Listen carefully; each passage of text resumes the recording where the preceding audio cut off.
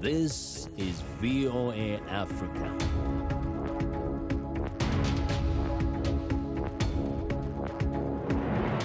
Hello, I'm Esther Githui-Ewart. It's Tuesday, June 29th. Welcome to Africa 54. We continue to work remotely because of the COVID-19 pandemic, but we haven't changed our commitment to bringing you the latest and most important news from the African continent and around the world. This is today's Africa 54. We begin our broadcast in the Horn of Africa, where the Ethiopian government has declared a unilateral ceasefire in its Tigray region as its troops entered the regional capital, Mekelle, prompting cheers from residents. The government made the announcement on state media late Monday, saying the ceasefire would take effect immediately. It follows nearly 8 months of conflict in the region. Monday's developments come after the Tigray interim administration, appointed by the government, called for a ceasefire to allow aid to be delivered to thousands of people facing famine in the region.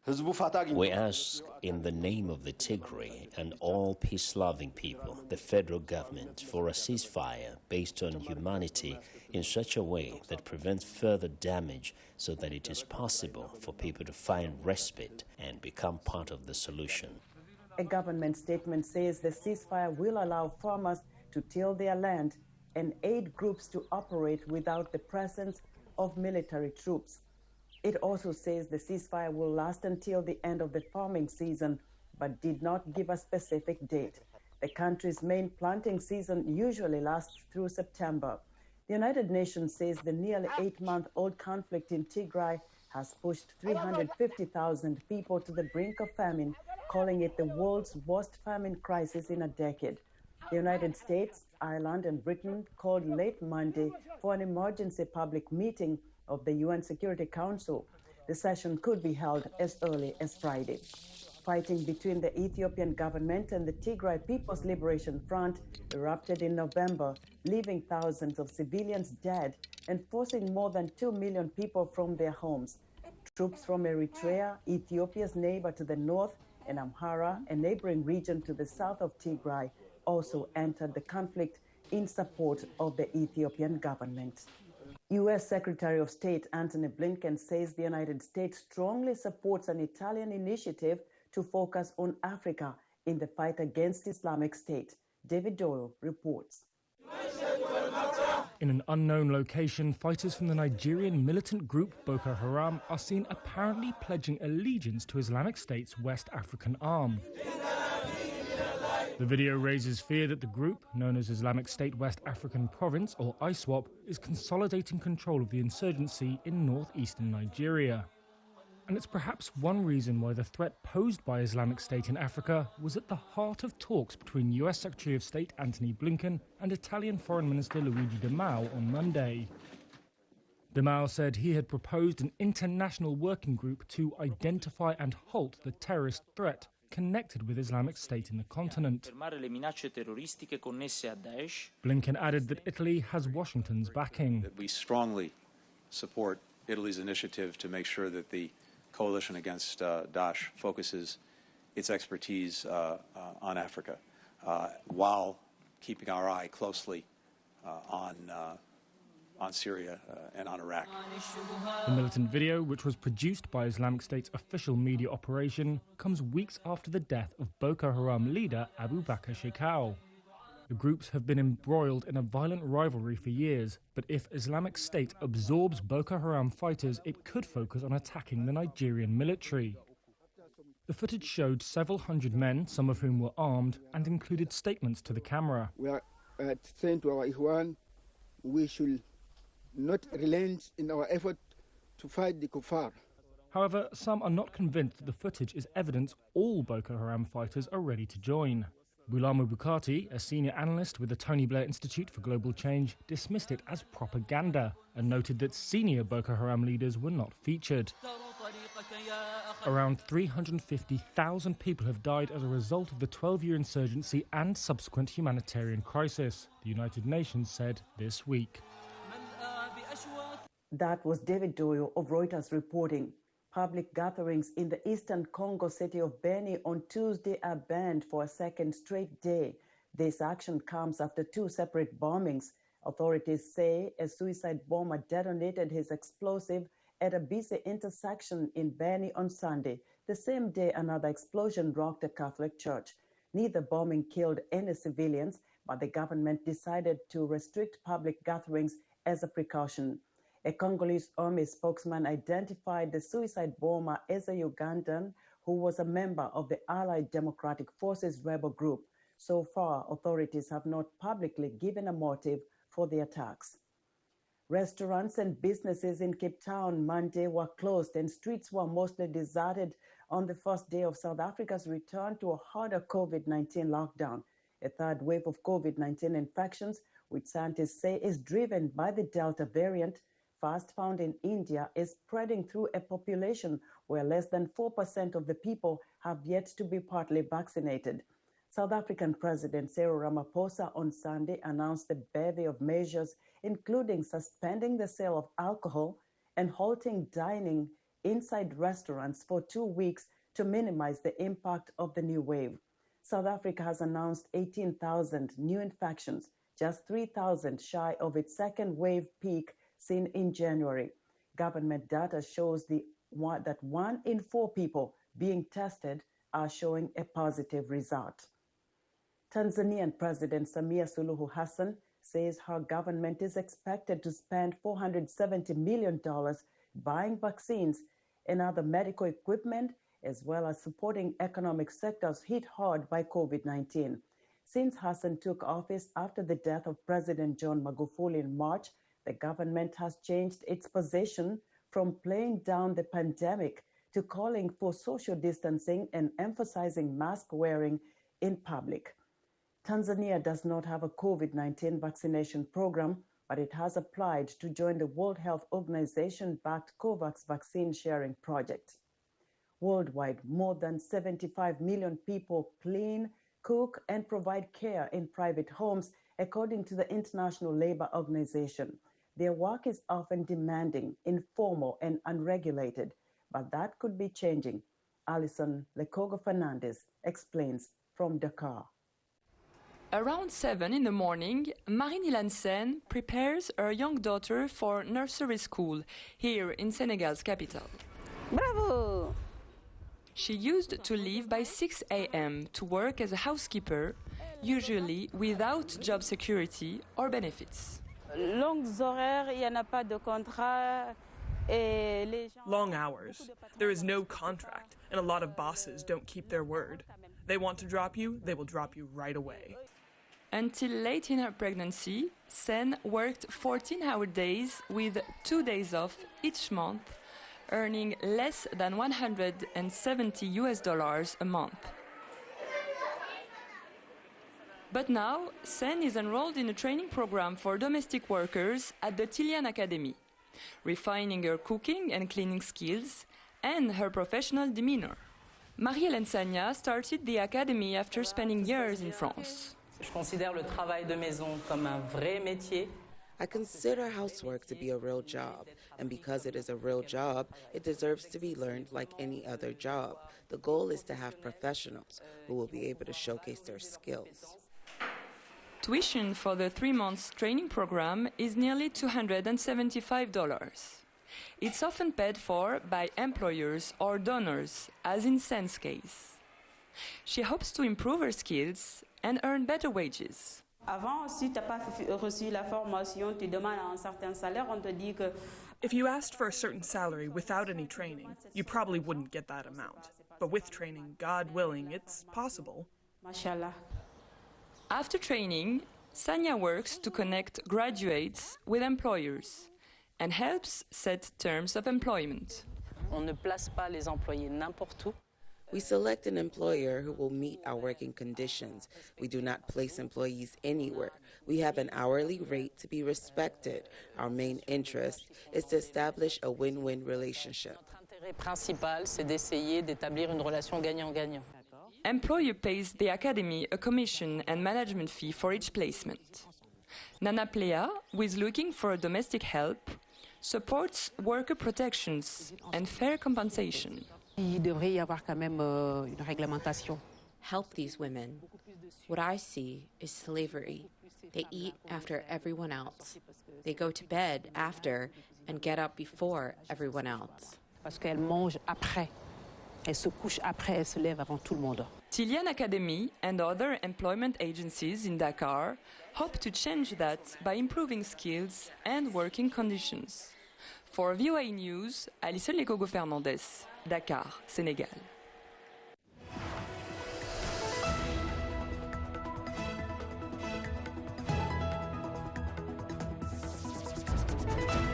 About 50 million people worldwide are suffering from Alzheimer's disease, according to the World Health Organization. Alzheimer's is an irreversible progressive brain disorder that slowly leads to memory loss, destroys thinking skills, and prevents people from carrying out simple tasks. Alzheimer's often affects people aged 65 and older, but early onsets of the disease can start as young as 30. The WHO says it is the most common cause of dementia, a group of symptoms affecting memory, thinking, behavior, and the ability to perform daily activities. An estimated 2.1 million people were living with dementia in sub-Saharan Africa in 2015, and the numbers are projected to nearly double every 20 years. For more on Alzheimer's and how it is being addressed in Africa, Africa 54 health correspondent Lino Mudu spoke with Dr. Mahmoud Maina, a neuroscientist, educator, and researcher at the University of Sussex, United Kingdom. We do have a lot of misconceptions about brain diseases. Oftentimes, people see brain disease as a problem that has to do with maybe, someone has been possessed by a genie or someone who has been bewitched by some other person. We really kind of confuse real cases of those conditions and real biological problems that affect the brain. So people are not aware, and this is why over the last probably 6-7 years, myself and a lot of other people have been organizing outreach activities to raise awareness around brain diseases. When does someone become concerned that they may have Alzheimer's? In terms of the science and other things, there are many different things. One of the major things is the gradual loss of memory. And obviously, there is irritability, confusion, poor or decreased judgment. When someone is aged and they start seeing the person having memory problems, they should not just say this is aging. They should try to observe that individual and, if necessary, go to a healthcare center so that the person would be seen by a proper health personnel. There was a treatment that was approved recently here in the United States, but has led to a lot of controversy. Apparently, there is no treatment for Alzheimer's disease. So what is done right now for patients? At the moment, there's no real treatment to stop the disease from progressing or to cure it. Most of the treatments do kind of help in alleviating some of the symptoms. It is important for researchers around the world to continue working to really figure out what is going on. But in Africa, we do have a major challenge. And our major challenge is that even these drugs that are produced from in America or those that have been approved in America and everything, access to those drugs is a big issue. Oftentimes, people manage people with those conditions using traditional medicine and sometimes by isolating them. We don't really even know much about how this condition starts or progresses in Africans. And even the risk factors can be a bit different between Africans and other people.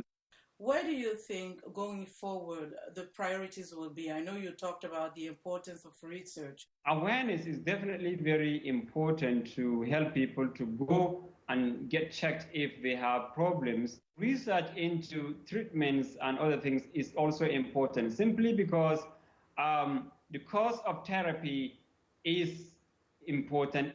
We have to think about, in African context, would it be affordable? And therefore, research into these things within Africa using our own resources might help in unlocking some treatments that might be affordable. Africans are known to use traditional medicine, for treatment of diseases.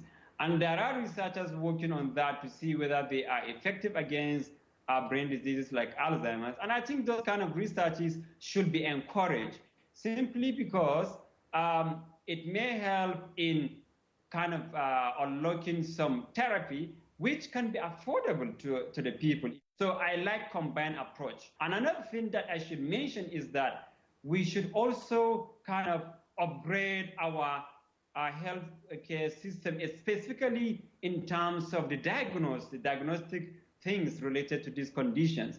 At the moment, there are fewer neurologists in Africa. I mean, some countries don't have even up to 20 or 30 neurologists. Even Nigeria, I think, based on estimates from a few years ago, there are probably about 80 to 100. So it is the neurologists that would even be able to make proper diagnosis of this condition. But even the neurologists are challenged by the lack of the facility. At the moment, most of them use kind of questionnaires and other things like that to make diagnosis. But in reality, to make diagnosis of such conditions, you need more than that. And it is expected that our life expectancy is going to increase. So if we don't really have that, package of management research, we might end up in a big problem by that time. Thank you so much for enlightening us on the issue of Alzheimer's disease. Thank you for having me, Leonard. There is no cure for Alzheimer's disease. Recently, the first new medicine against the disease in nearly 2 decades, Alduhem by biotech company Biogen, received a conditional and controversial approval from the U.S. Food and Drug Administration. Let us know what you think about Africa 54. Join the discussion on Facebook. Our address is Africa 54. We're also streaming our broadcast live on Facebook. Please watch and share our show with your friends. Also check out our headlines 24/7 on voaafrica.com. Coming up, a closer look at the wild world of unexpected ISIS sport. We'll be right back. Be sure to join me on the next Straight Talk Africa when we talk about reparations and redress as Namibia negotiates with Germany on compensation for colonial-era genocide. We ask how much is enough to make amends for atrocities and other sins of the past.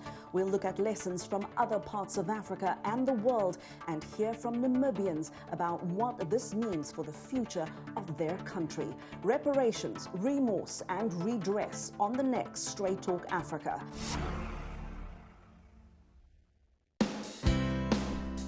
Health, wellness, sport, beauty, medical breakthroughs. Healthy Living cares about your well-being. What are the main health concerns in Africa and around the world? Find out the latest on coronavirus. Connect with our experts and ask them questions. How long does the virus stay? Join me, Linoch Mudu, in Washington, every week on Healthy Living, right here on VOA.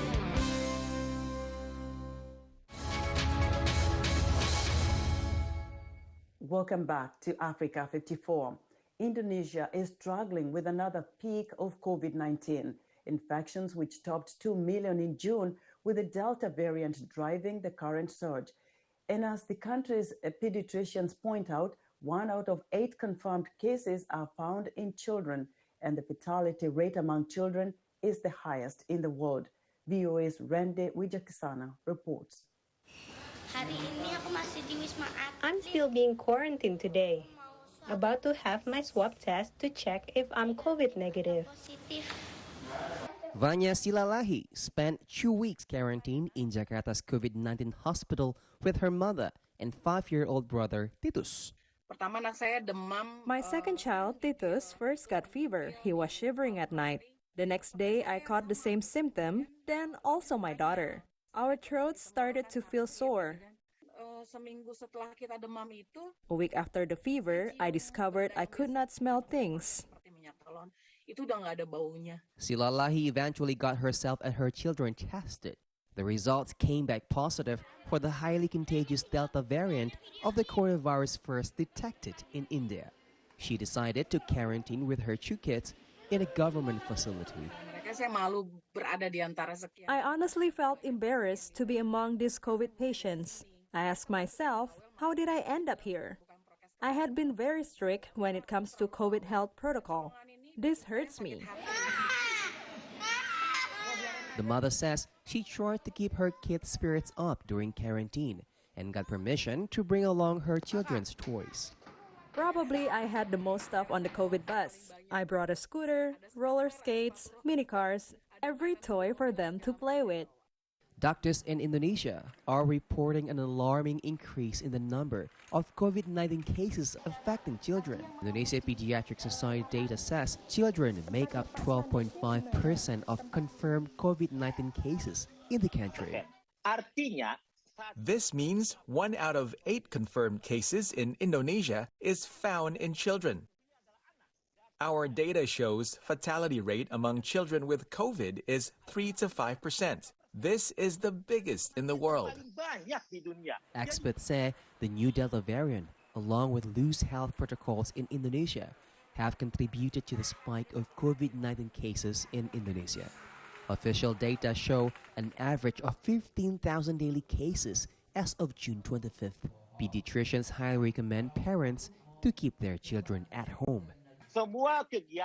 All activities involving children 0 to 18 years old are better to be done online.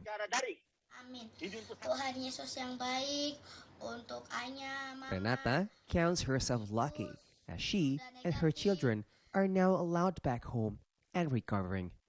From Jakarta, Indonesia, Randy Wicaksana for Eva Mazrieva, VOA News. The coronavirus pandemic has forced millions of Syrian refugees living in Turkey deeper into poverty, with many having to take on large debts, according to aid agencies. Henry Ridgwell reports from London. Turkey is hosting almost 4 million refugees, the vast majority Syrians escaping the war back home. Most are not legally allowed to work, but instead find informal jobs in sectors such as construction, agriculture or hospitality. When the coronavirus pandemic hit, Turkey's lockdown measures closed off many of those jobs overnight. And as a result, limited people's ability to earn and then pay for the basic needs, whether it's water, healthcare, electricity, and as a result, the risks of falling into more difficult measures, whether it's going into debt, which is one of our main findings, what was the outcome of that. The research by the Turkish Red Crescent and the International Federation of Red Cross and Red Crescent Societies showed that debt levels for the refugees have increased by 50% in the past year. The quality and the quantity and the types of food people were eating was being reduced because they have control over that. The utilities, people were going into arrears, and they were going into arrears with their bills for their housing. The ICRC provides cash assistance to refugees in Turkey using money from the European Union, part of the deal struck between Brussels and Ankara in 2016 to stem the flow of refugees into Europe. The so-called emergency social safety net amounts to around $18 monthly per family member. Speaking Friday, the EU Commission President pledged additional funding. We plan to allocate an additional €3 billion to support refugees in Turkey until 2024. Refugees in Turkey are able to access the country's coronavirus vaccine program. It's hoped the easing of lockdown measures this month will open up more opportunities for refugees to earn money. But critics say Europe and the West must come up with a long-term solution for Syria's refugees, including faster resettlement programs to relieve the pressure on Turkey. Henry Ridgwell for VOA News, London. In Alaska, the Homer Ice Racing Association has been organizing car races across a frozen lake every weekend for its members and spectators since 1955. Rafael de la Uz talks to one of the members about her beginnings in ice car racing.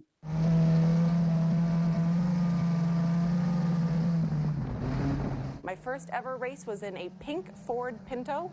and they called it the Pink Pony. I was driving with my dad in town, and we drove past Beluga Lake, and we see these cars out on the lake. We tear on down. What's going on? What is this? We go down there. There's a sign. It says they're broadcasting on the radio. So we turn it on. Now we're listening. We're watching, and we're just riveted, staring over the dash, just loving it. This is so cool. Coolest thing I've ever seen. And then it says on the radio, we're looking for kid racers. I didn't dare hope. Nobody wants me to drive their car. Come on. I'm just a girl, a young girl. I don't really know anything. My dad says, well, let's just go. So we go in, and now I'm nervous. I'm afraid. But I walk in, and all of a sudden, every car driver is just leeching onto me. Come to my car. No, come to my car. Come try my car. And it was really a confidence boost. It felt very cool that they didn't care. They didn't care that I was young or I didn't know anything or that I was a girl doing what was supposed to be a man's sport. And so I walked in, and they said, hey, can you drive a stick shift? And I said, sorta. And they said, great, and shoved me in a car. It was incredible. I went out there, and I ran the entire race in first gear because I couldn't reach the clutch. So in the weekday, I'm at home, but I'm working. My husband has his own job he must go and do. I do everything that it requires to take care of the kids in the house. Sometimes that's doctor appointments. And it's in the back of my mind during race season what I'm doing and what time we can spare. We have our meetings Friday nights, and that really just starts it. Now you're in race mode from 6 p.m. on until Sunday evening. If it's not family-oriented, I don't want to be there. So if it's not family bonding, if you're not together and you're not having a good time, why do it? We have long-standing members that were there in the 50s that are still here, but now it's their children and grandchildren and sometimes great-grandchildren coming down and being part of the association, and that's what's going to help keep us see into the future. If my children decide that they don't want to ice race when their time comes, which is sooner than I'd like, then the association won't last. It'll just be me and my husband until we can't anymore, and then nobody else will take it up, and that's kind of a bummer. We get very lucky in living in Alaska where there are areas where you can take your kids and have them practice more or less. And that's one of the reasons why I love racing and why I love bringing kids into the association, because they get drive time at a really young age in the safest environment that they can be in. We've got helmets, we've got lots of safety gear, we've got fire extinguishers, they're in an armored car, they're wearing sometimes 5-point harnesses. They're in the safest location they could be for anything to go wrong. I feel like you don't get it until you get it. It seems to me like you're just putting money into something that's not really earning you anything other than a good time. But what else are you going to do on a Sunday afternoon with your whole family? What are we going to do? And that's our show for today. Be sure to watch Africa 54 on our website at voaafrica.com. From all of us here in Washington, thanks for watching.